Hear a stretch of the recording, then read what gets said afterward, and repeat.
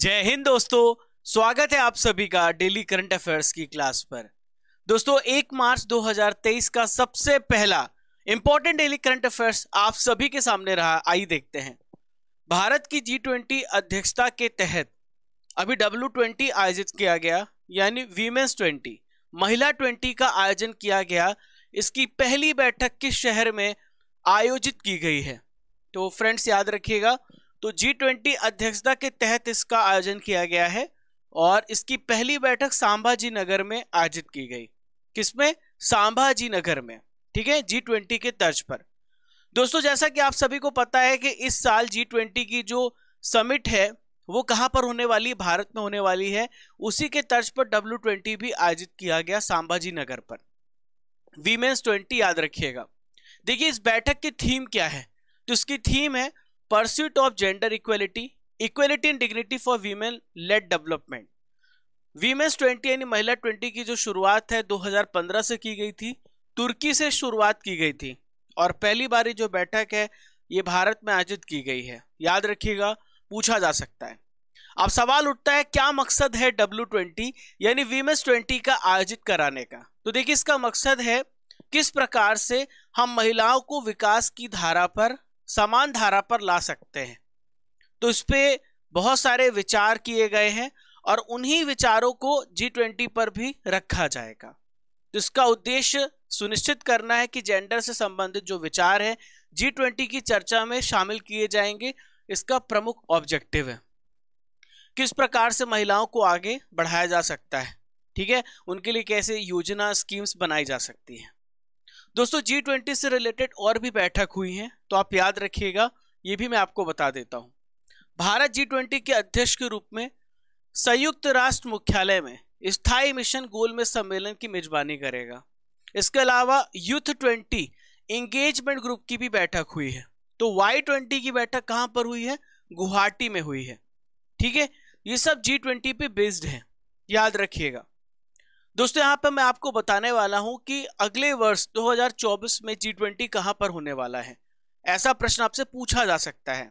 तो 2024 में ब्राजील में होगा, 2023 में भारत में होगा और पिछले वर्ष इंडोनेशिया में G20 की समिट हुई थी, G20 की मीटिंग हुई थी।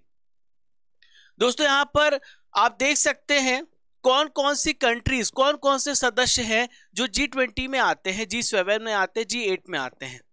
तो G7 में Canada, France, Germany, Italy, Japan, United kingdom, United states of America आता है। जब रशिया को शामिल कर दिया जाता है तो G8 बन जाता है। फिर Argentina, Australia, Brazil, China, India, European Union, Indonesia, Mexico, इन सभी देशों को जब शामिल किया जाता है तो ये सारे देश मिला करके G20 बनाते हैं। याद रखिएगा, भारत ना तो G7 का ना तो G8 का सदस्य है। यह क्वेश्चन यूपीएससी में पूछा जा चुका है। दोस्तों आप सभी देख रहे हैं 1 मार्च 2023 के इंपॉर्टेंट डेली करंट अफेयर्स और मैं हूं आप सभी का राजा गुप्ता। आप लोगों को डेली करंट अफेयर्स पढ़ा रहा हूं। 458 डेज हो गए हैं। सबसे खास बात है कि आपको हिंदी और इंग्लिश दोनों माध्यम में डेली करंट अफेयर्स मिलता है। डेली करंट अफेयर्स का टेस्ट होता है। ल्यूसेंट स्पेशल स्टैटिक जीके भी प्रदान किया जाता है सबसे आखिरी में।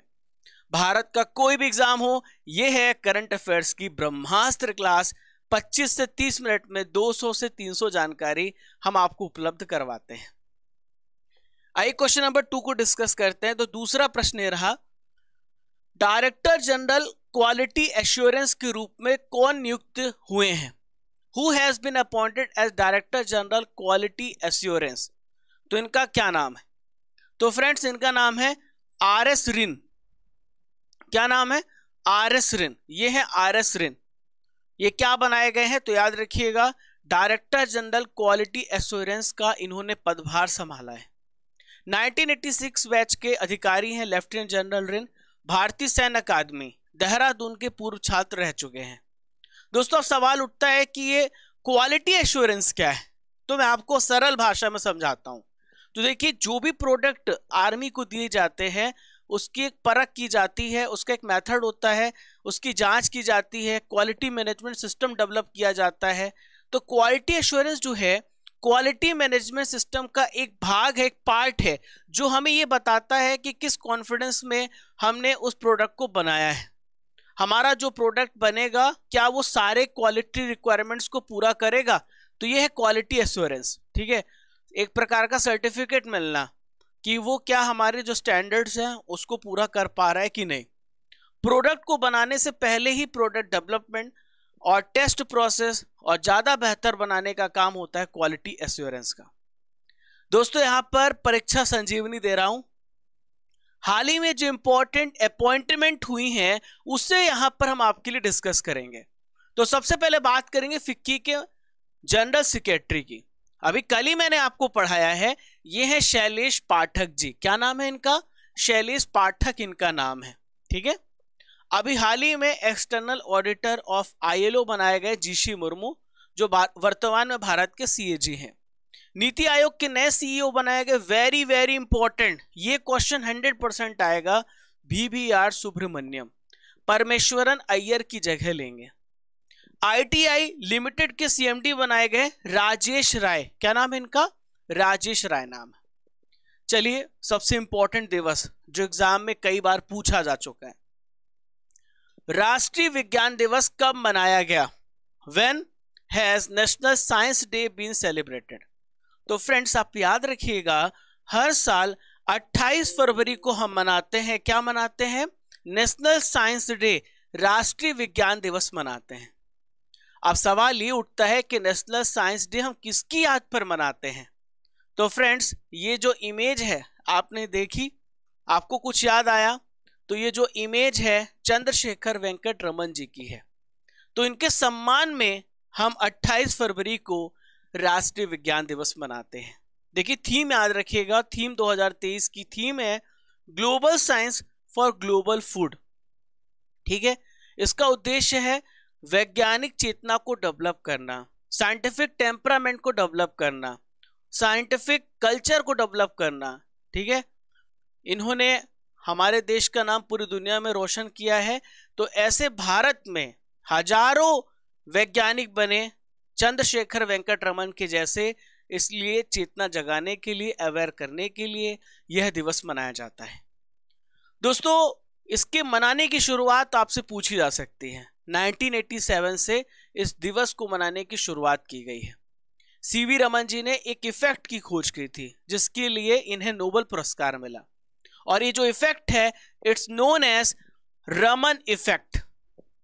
ठीक है, 28 फरवरी 1928 का ही दिन था जिस दिन इसकी पुष्टि की गई, और फिर 2 साल बाद 1930 में इन्हें नोबेल पुरस्कार से सम्मानित किया गया 1930 में। क्लियर है?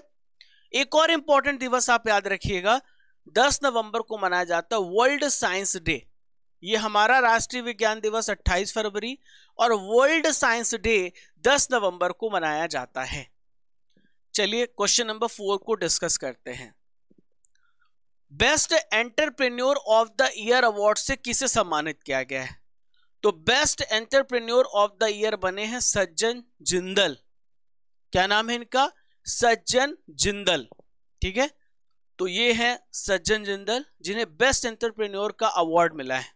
किसके द्वारा मिला है? तो भारत के प्रेजेंट में पेट्रोलियम मिनिस्टर कौन है? तो इनका नाम है हरदीप सिंह पुरी। क्या नाम है?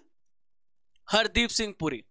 इन्होंने भारतीय उद्योगपति सज्जन जिंदल को 2022 का बेस्ट एंटरप्रेन्योर का अवार्ड मिला है। एक और इंपॉर्टेंट अवार्ड याद रखिएगा, पूछा जा सकता है, लाइफ टाइम अचीवमेंट पुरस्कार किसे मिला है? तो DLF ग्रुप के चेयरमैन है KP सिंह, इन्हें मिला है लाइफ टाइम अचीवमेंट पुरस्कार। क्लियर है दोस्तों? देखिए जिंदल की बात करें तो जिंदल जी जो हैं 2021 और 2022 2 सालों तक वर्ल्ड स्टील एसोसिएशन के अध्यक्ष के रूप में इन्होंने कार्य किया है, और इसके अलावा 2014 में भारत में स्टील एसोसिएशन की स्थापना हुई थी। तो जब ये एसोसिएशन की स्थापना की गई ताकि स्टील का डेवलपमेंट प्रोडक्शन किया जा सके और भारत एक बहुत बड़ा एक्सपोर्टर देश बन सके, भारत का इंफ्रास्ट्रक्चर मजबूत हो सके, तो महत्वपूर्ण भूमिका निभाई थी जिंदल जी ने। दोस्तों यहाँ पे परीक्षा संजीवनी लीजिए, महत्वपूर्ण पुरस्कार 2022 को भी रिवाइज करा देते हैं। सबसे पहले बात करेंगे दादा साहेब फाल्के पुरस्कार की।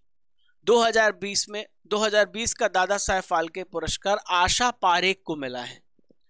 हरमन केस्टन पुरस्कार मीना कंडास्वामी को मिला है। Knight of Legion Honour France देश से संबंधित है, डॉक्टर फ्रांस के द्वारा दिया जाता है, डॉक्टर स्वाति पिरामल को यह अवार्ड मिला है। चलिए क्वेश्चन नंबर 5 को डिस्कस करते हैं। सर्वश्रेष्ठ फीफा फुटबॉल अवार्ड में सर्वश्रेष्ठ पुरुष खिलाड़ी किसे चुना गया है?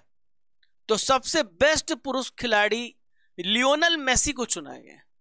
लियोनेल मेसी किस देश के खिलाड़ी? अर्जेंटीना के प्लेयर हैं। फीफा वर्ल्ड कप कतर में पिछले वर्ष आयोजित किया गया और अर्जेंटीना इसकी विनर बनी थी तीसरी बार। ठीक है, तो अर्जेंटीना विनर बनी थी, याद रखिएगा। तो इसमें जो अहम रोल रहा है किसका रहा है? यह है लियोनेल मेसी। मेसी का बहुत बड़ा रोल था, इसलिए इनके उत्कृष्ट प्रदर्शन के लिए यह पुरस्कार मिला है। वहीं पे इमेज में आप देख पा रहे हैं, यह है एलेक्सिया पुटेलेस, स्पेन की खिलाड़ी हैं। लगातार दूसरी बार सबसे बेस्ट महिला खिलाड़ी का पुरस्कार किसे मिला है? एलेक्सिया पुटेलेस को। किसे मिला है? एलेक्सिया पुटेलेस को। दोस्तों यहां पे फीफा की बात कर लेते हैं। तो फीफा का हेडक्वार्टर स्विट्जरलैंड ज्यूरिख में है। 1904 में पेरिस में इसकी स्थापना हुई थी। दोबारा से इसके अध्यक्ष बनाए गए हैं फीफा के गियानी इन्फेंटिनो। क्या नाम है इनका? Gianni Infantino. आज की नॉलेज की फैक्ट्री में हम इंपॉर्टेंट बुक्स एंड ऑथर को भी कवर करेंगे। कई प्रश्न पूछे जा रहे हैं बुक से, तो ये इंपॉर्टेंट है। सबसे पहले बात करेंगे अनबाउंडेड। तो ये पुस्तक जो है अभयानंद के द्वारा लिखी गई है। The Hero of Tiger Hill, ये पुस्तक लिखी गई है कैप्टन योगेंद्र सिंह यादव जी के द्वारा। Shivaji India's great warrior king Vaibhav Purandare ji के द्वारा लिखी गई है। अस्मिता का संघर्ष शशि थरूर ने लिखा है। कश्मीर 370 के साथ और बाद जितेंद्र दीक्षित ने लिखा है। अटल बिहारी वाजपेयी पे पुस्तक लिखी है सागरिका घोष ने। अभी एसएससी में प्रश्न पूछा जा चुका है। भारत अफ्रीका संबंध चेंजिंग होराइजन्स, राजीव कुमार भाटिया जी ने इस पुस्तक को लिखा है। आइए देखते हैं क्वेश्चन नंबर 6 को। पेप्सी के द्वारा किसे अपना नया ब्रांड एम्बेसडर बनाया गया है? तो पेप्सी ने अभी किसे ब्रांड एम्बेसडर बनाया? रणवीर सिंह को। रणवीर सिंह को पेप्सी का नया ब्रांड एम्बेसडर बनाया गया है। ठीक है, पेप्सी तो आप जानते ही हैं, एक सॉफ्ट ड्रिंक कंपनी है पेप्सी। आप लोग तो पेप्सी का तो यूज कर ही रहे होंगे। तो रणवीर सिंह को बनाया गया है। जो पेप्सिको के सीईओ है प्रेजेंट में, वो है रेमन लगुआर्टे। हेडक्वार्टर कहां पर है? खरीद हैरिसन, न्यूयॉर्क, यूएसए। 1965 में इसकी स्थापना हुई थी। दोस्तों यहां पे बात करेंगे इंपॉर्टेंट ब्रांड एम्बेसडर्स की जो बनाए गए हैं और एग्जाम की दृष्टि से बहुत जरूरी हैं। तो बंधन बैंक के ब्रांड एम्बेसडर है सौरभ गांगुली। हीरो मोटोकॉर्प के हैं रामचरण। RRR मूवी में आपने देखा होगा इन्हें। गल्फ ऑयल लुब्रिकेंट्स, तो गल्फ ऑयल लुब्रिकेंट्स के हैं स्मृति मंधाना। फुटवेयर वाकारू, अजय देवगन इनके ब्रांड एम्बेसडर हैं। एक स्नैक्स ब्रांड है Omara dates, Amitabh Bachchan brand ambassador हैं। नितिन गडकरी जी ने कहां पर 7 राष्ट्रीय राजमार्ग परियोजनाओं का उद्घाटन किया है? तो नितिन गडकरी जी ने कहां पर 7 राष्ट्रीय राजमार्ग परियोजनाओं का उद्घाटन किया है? बलिया में। बलिया उत्तर प्रदेश में 7 नेशनल हाईवेज के परियोजनाओं का उद्घाटन किया है। नितिन गडकरी जी प्रेजेंट में ट्रांसपोर्ट मिनिस्टर हैं, केंद्रीय सड़क एवं परिवहन मंत्री हैं नितिन गडकरी जी। दोस्तों इन्होंने चितबड़ा गांव जो कि बलिया यूपी में है, 6500 करोड़ रुपए के इन्वेस्टमेंट के साथ 7 नेशनल हाईवे परियोजनाओं का उद्घाटन किया है। दोस्तों बलिया लिंक एक्सप्रेस वे के बन जाने से पूर्वांचल एक्सप्रेस वे के जरिए लखनऊ से पटना 4.5 घंटे में पहुंचा जा सकता है इस एक्सप्रेस वे की मदद से। दोस्तों यहाँ पे बात करेंगे national highway authority of India की। इससे रिलेटेड बहुत प्रश्न पूछे जाते हैं। तो national highway authority of India की स्थापना 1995 में हुई है और इसके अध्यक्ष हाल ही में बनाए गए संतोष कुमार यादव। ठीक है, दोस्तों यहाँ पर कुछ इंपॉर्टेंट फैक्ट्स जो आपको जानना चाहिए, एग्जाम रिलेटेड बहुत इंपॉर्टेंट है। सबसे बड़ा हाईवे कौन सा है भारत में? तो यह NH44, पहले NH7 हुआ करता था। 3745 किलोमीटर का है, जो कन्याकुमारी से लेकर श्रीनगर तक जोड़ता है, पूरे नॉर्थ से लेकर साउथ को जोड़ता है। दूसरा NH27 है, तो गुजरात में पोरबंदर से लेकर असम के सिलचर तक है NH27, 3507 किलोमीटर। तीसरा NH48 दिल्ली से चेन्नई 2807 किलोमीटर का है। चलिए क्वेश्चन नंबर 8 पे चलते हैं। ग्रैंड स्टार्टअप कॉन्क्लेव का आयोजन कहां पर किया गया? तो फ्रेंड्स इसका राइट आंसर है हैदराबाद। हैदराबाद में ग्रैंड स्टार्टअप कॉन्क्लेव का आयोजन किया गया। अभी ग्रैंड स्टार्टअप कॉन्क्लेव का मकसद क्या है? तो ग्रैंड स्टार्टअप जो कॉन्क्लेव है एनिमल हस्बेंड्री और डेयरी पर बेस्ड है। तो फ्रेंड्स ये कौन है? तो ये हमारे जो मत्स्य पालन और पशुपालन और डेयरी मंत्री हैं, इनका नाम है पुरुषोत्तम रूपाला। याद रखिएगा, एग्जाम में क्वेश्चन पूछा जा सकता है। इन्होंने इसका शुभारंभ किया है ताकि जो नए नए एंटरप्रेन्योर्स हैं वो एनिमल हस्बेंड्री और डेयरी पे इन्वेस्ट करें और नए नए स्टार्टअप्स लाएं ताकि ये क्षेत्र आगे बढ़े। क्लियर है? तो केंद्रीय पशुपालन और डेयरी विभाग के द्वारा हैदराबाद में पशुधन, डेयरी और पशुपालन क्षेत्रों में उभरते हुए स्टार्टअप्स के लिए नया ग्रैंड स्टार्टअप कॉन्क्लेव का आयोजन किया गया ताकि आपस में चर्चा करी जा सके और किस प्रकार से हम इस क्षेत्र को आगे बढ़ा सकते हैं, इस पर कॉन्क्लेव पर डिस्कशन किया गया है। नासा के विज्ञान प्रमुख के रूप में हाल ही में किसे नियुक्त किया गया? तो नासा के साइंस चीफ बनाए गए हैं, इनका नाम है निकोला फॉक्स। क्या नाम है इनका? Nicola Fox. ठीक है, नासा को चलाने के लिए कोई फॉक्स ही चाहिए, कोई तेज तर्रार लोमड़ी ही चाहिए सोचने वाली, ऐसा आप याद रखिएगा। तो यह है निकोला फॉक्स। तो नासा ने सौर वैज्ञानिक, सोलर साइंटिस्ट है निकोला फॉक्स, इन्हें विज्ञान प्रमुख के रूप में नियुक्त किया है। और सूरज का अध्ययन करने वाले एक मिशन है, इसका नाम है पार्कर सोलर प्रोब। इसकी पूर्व शीर्ष वैज्ञानिक रह चुकी हैं और ये भूमिका निभाने वाली पहली महिला होंगी। नासा के बारे में इंपॉर्टेंट डिटेल्स आपको बता देता हूं। नासा का फुल फॉर्म है national aeronautics and space administration. ये अमेरिका की स्पेस एजेंसी है, जिस प्रकार से भारत की स्पेस एजेंसी इसरो है। ठीक है, भारत की स्पेस एजेंसी इसरो है, चाइना की स्पेस एजेंसी CNSA है। ठीक है, इसका मुख्यालय कहां पर है? वॉशिंगटन DC में है। और 1958 में इसकी स्थापना हुई थी। इसरो की स्थापना 1969 में हुई थी और इसके जो एडमिनिस्ट्रेटर हैं वो है बिल नेल्सन। क्या नाम है इनका? Bill Nelson. आज का आखिरी इंपॉर्टेंट डेली करंट अफेयर रहा, मुलेठी की खेती का आयोजन करने वाला पहला राज्य कौन बना? बहुत अच्छा प्रश्न है।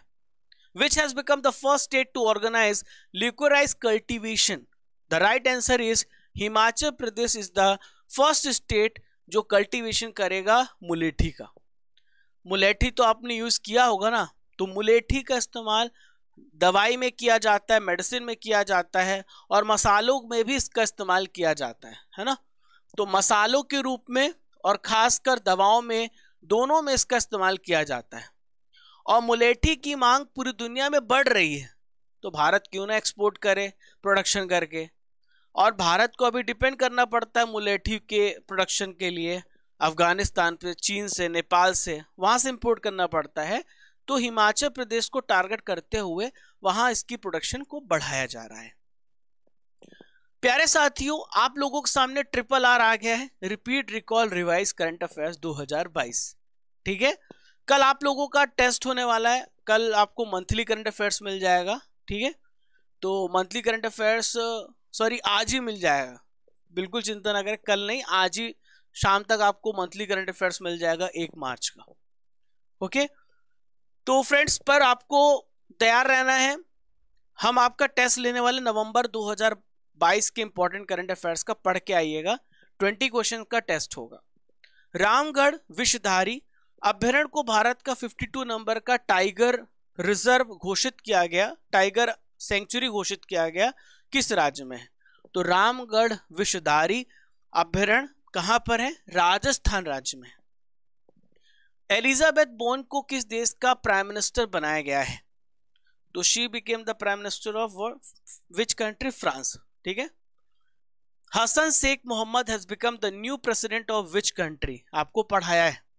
तो हसन शेख मोहम्मद को सोमालिया का प्रेसिडेंट बनाया गया।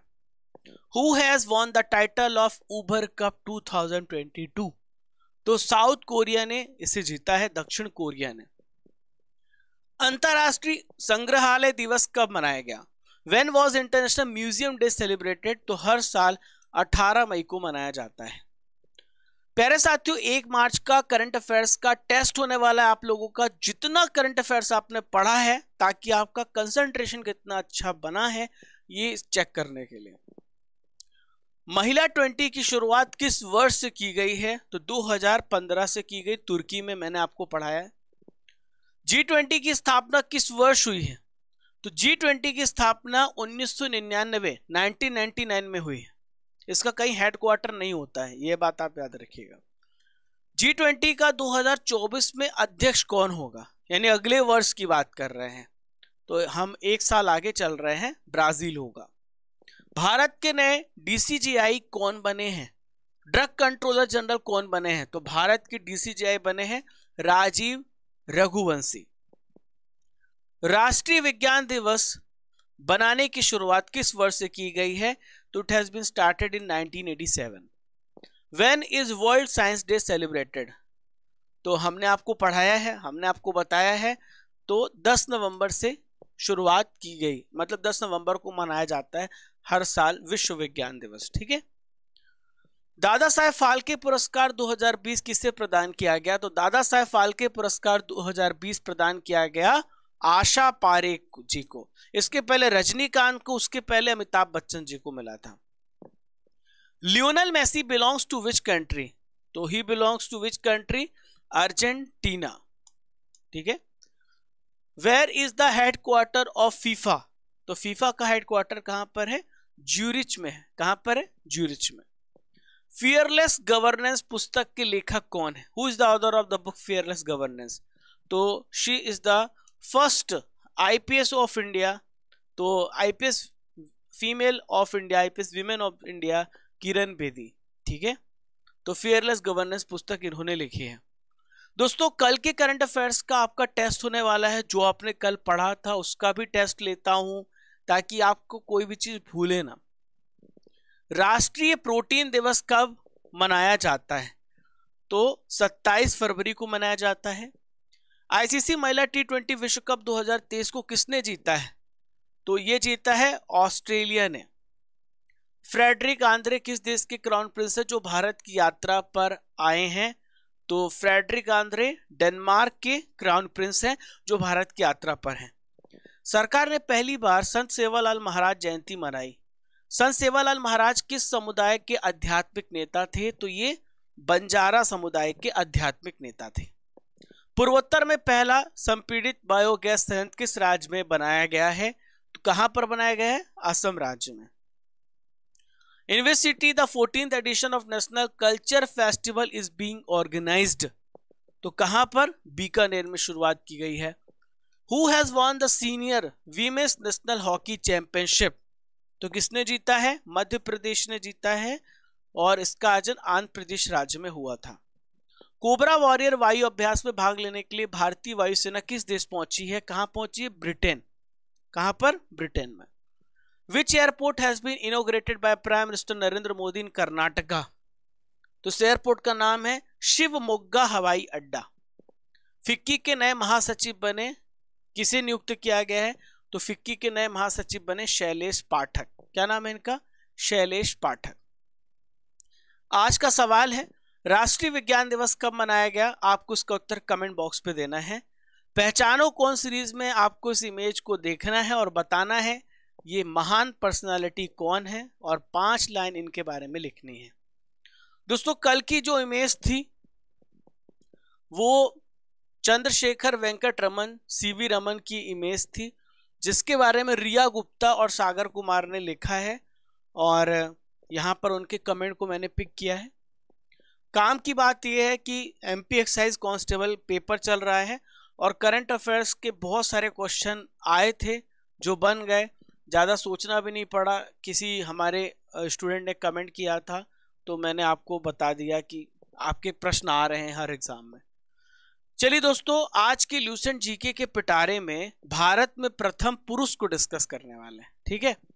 यानी इंडिया में सबसे पहले जो मेल हैं उनको डिस्कस करेंगे, भारत में प्रथम पुरुष को डिस्कस करेंगे। अभी महिला कैटेगरी में लगभग 15 से 20 क्वेश्चन और बचे हुए हैं, उससे हम कल करा देंगे। फिर हम अगले जो सीरीज है भारत में प्रथम पुरुष को आज डिस्कस कर रहे हैं। भारत के सबसे पहले गवर्नर जनरल कौन थे? तो भारत के सबसे पहले governor general Lord William Bentinck थे। और बंगाल के सबसे पहले गवर्नर कौन थे? गवर्नर वो थे वेरन हेस्टिंग। भारत का अंतिम गवर्नर जनरल और पहला वॉइसरॉय ये लॉर्ड कैनिंग थे। कौन थे? लॉर्ड कैनिंग थे, ठीक है। पहला वॉइसरॉय 1958 में बनाया गया था, 1858 में। भारत का अंतिम वॉइसरॉय जब भारत आजाद होने वाला था और इन्हीं के प्लान से हुआ है, तो लॉर्ड माउंटबेटन, ठीक है। स्वतंत्र भारत के प्रथम गवर्नर जनरल, तो ये भी लॉर्ड माउंटबेटन है। क्या नाम इनका? Lord Mountbatten. स्वतंत्र भारत के प्रथम और अंतिम भारतीय गवर्नर जनरल तो थे सी राजा गोपालाचारी। उसके बाद गवर्नर जनरल ये सारे शब्दों का इस्तेमाल भी बंद हो गया, ठीक है। भारत के सबसे पहले प्रेसिडेंट कौन थे? तो आप सभी को पता है, डॉक्टर राजेंद्र प्रसाद। भारत के सबसे पहले मुस्लिम राष्ट्रपति डॉक्टर जाकिर हुसैन थे। भारत के सबसे पहले उपराष्ट्रपति डॉक्टर सर्वपल्ली राधाकृष्णन जी थे, ठीक है। भारत के सबसे पहले प्रधानमंत्री तो पंडित जवाहरलाल नेहरू जी थे। और भारत के सबसे पहले प्रथम उप प्रधानमंत्री और होम मिनिस्टर कौन थे? सरदार वल्लभ भाई पटेल। कौन है? सरदार वल्लभ भाई पटेल जी, याद रखिएगा दोस्तों। स्टैटिक एमसीक्यू जीके के पिटारे में रेडियो सक्रियता, रेडियो एक्टिविटी के इंपॉर्टेंट क्वेश्चंस को डिस्कस करेंगे। ये जो पिटारा है आप लोगों को करंट प्लस स्टैटिक हर विषय का शायद आपको दिख रहा हो कि हम कोशिश करते जा रहे हैं और आपके लिए प्रयास करना नहीं छोड़ेंगे। रेडियो धर्मिता की खोज किसने की थी? Who discovered radio activity? तो याद रखिएगा हेनरी बैक्वेरल ने। रेडियो एक्टिविटी किसका गुण है? Radio activity is the property of which? Electron का, प्रोटॉन का, न्यूट्रॉन का। तो आप याद रखिएगा न्यूट्रॉन। रेडियो एक्टिविटी बोम्बार्डिंग करा करके स्टार्ट की जाती है, न्यूक्लियस पे बोम्बार्डिंग होता है, न्यूट्रॉन रिलीज होता है। रेडियो सक्रिय परिवर्तन में भाग लेता है, तो कौन भाग लेता है जिसमें रेडियो एक्टिविटी होती है? जिसकी वजह से परमाणु के संयोजी इलेक्ट्रॉन, परमाणु का नाभिक होता है, न्यूक्लियस ऑफ द एटम होता है। किसी परमाणु के स्थायी नाभिक में प्रोटॉन की संख्या कैसे होती है? क्या न्यूट्रॉन की संख्या के बराबर होती है? क्या न्यूट्रॉन की संख्या से अधिक होती है प्रोटॉन की संख्या, या कम होती है? तो याद रखिएगा परमाणु अगर स्थायी नाभिक है यानी उसका न्यूक्लियस स्टेबल है, तो प्रोटॉन और न्यूट्रॉन दोनों की जो संख्या होगी वो आपस में इक्वल होगी। रेडियो धर्मिता की यूनिट क्या है? What is the unit of radio activity? बहुत इंपॉर्टेंट क्वेश्चन है। तो ये है क्यूरी। क्या है? क्यूरी। रेडियो धर्मी तत्व किसका उत्सर्जन करते हैं? तो what emits radioactive element? तो रेडियो एक्टिव एलिमेंट्स किसका इमिशन करते हैं? तो they emits alpha beta gamma radiation. Alpha और बीटा किरणों की खोज किस व्यक्ति ने की थी? Who discovered alpha and beta rays? Rutherford ने की थी। किस वैज्ञानिक ने गामा किरणों की खोज की थी? Who discovered gamma rays? तो ये थे हेनरी बैक्यूरेल। इनमें से कौन रेडियो सक्रिय किरण हीलियम नाभिक के समकक्ष होती है? Which of the following radioactive ray is equivalent to helium nucleus? Helium के न्यूक्लियस के बराबर होती है, तो ये alpha ray. Which has the highest velocity potential in the radiation coming out of the nucleus? नाभिक से निकलने वाले विकिरण में किसकी भेदन है ना, भेदन इसको बेघन लिखा हुआ, भेदने की क्षमता सबसे अधिक किसकी होती है? तो गामा रे की होती है। किसकी होती है? गामा बहुत तेजी से ट्रैवल करती है। 28 फरवरी के रिजल्ट हमारे पास है। जीतन टुडू, अनीता पाल, कुलदीप सिंह, कुमार मुकेश एंड काजल यादव, आप टॉपर हैं। 28 फरवरी के डेली करंट अफेयर्स के क्विज पार्टिसिपेट आप कर सकते हैं हमारे क्रेजी जीके ट्रिक एप्लीकेशन में। हमारा जो एप्लीकेशन है आप डाउनलोड कर सकते हैं गूगल प्ले स्टोर से, या फिर आप लिंक डिस्क्रिप्शन बॉक्स में दी गई वहां से भी आप डाउनलोड कर सकते हैं। दोस्तों शाम को 5 बजे आपको करंट अफेयर्स की पीडीएफ मिल जाती है टेलीग्राम में, और हमारे यहाँ पर भी मिल जाती है एप्लीकेशन में भी, और सुबह 9 बजे टेस्ट होता है। ठीक है, वीडियो, पीडीएफ, क्विज सब कुछ एक जगह पे मिलता है सीक्वेंस वाइज। हर महीने का, हर दिन का क्विज भी मिलता है, फ्री है। Daily current affair is totally free, है ना। टेलीग्राम को ज्वाइन कर लेना फॉर इम्पोर्टेंट अपडेट्स, और आप अपना फीडबैक जरूर दे सकते हैं। How much you are liking this class, और आप डिसलाइक कर रहे हैं तो वो भी बताइए, क्या आपको अच्छा नहीं लग रहा है, क्या अच्छा लग रहा है, because this is your class, है ना। और ये क्लास हमें और आपको मिलकर के बेस्ट बनानी है। तो दोस्तों अब चलने का समय भी हो गया है, इजाजत दीजिए। कल सुबह 6 बजे फिर मिलूंगा इसी जोश, इसी ऊर्जा के साथ। तब तक के लिए जय हिंद, जय भारत। जब तक तोड़ेंगे नहीं तब तक छोड़ेंगे नहीं। खुश रहिए, मुस्कुराते रहिए।